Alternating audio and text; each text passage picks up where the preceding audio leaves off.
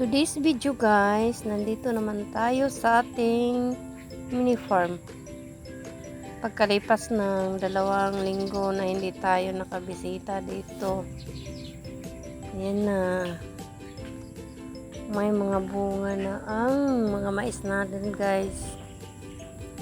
Malalaki na sila. Sige, natagalan tayo na bisita dito. 2 linggo.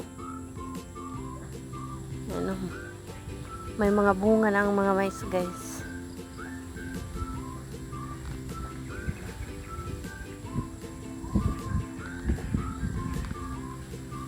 Sana hindi sila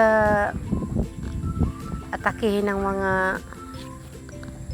RAT, yung mga char-char, kasi yan ang mga paboritong kakainin ng mga daga, yung ganun ang kuan. Kasi pag nag-uumpisa ang mais na bumubunga, parang matamis sa kanila. Yan.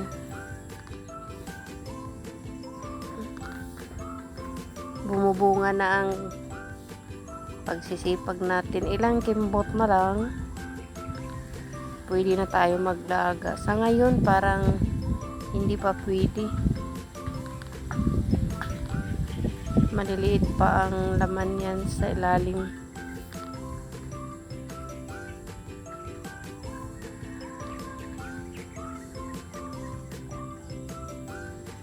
Ang sarap sa pakiramdam pag makita mo nang may mga bunga na ang mga tanim.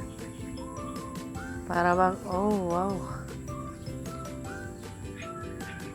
Kasi ito lang namin, na ito lang din ang pinapagiling para gawing bigas, para hindi na palagi magbibili.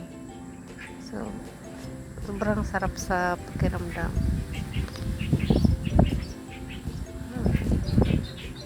Ang ganda tingnan nila nga, nag-uumpisa na. May mga bunga na. Pero ang damo, nandiyan ang mga damo na nakiling.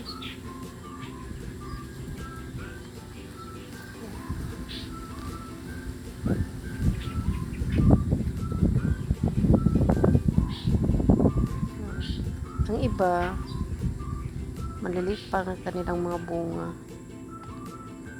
Hindi sila sabay.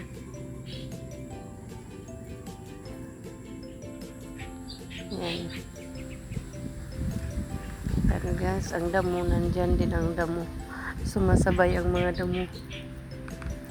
Kasi hindi na namin siya, nisprehan ng pamatay damo. Thank you for watching.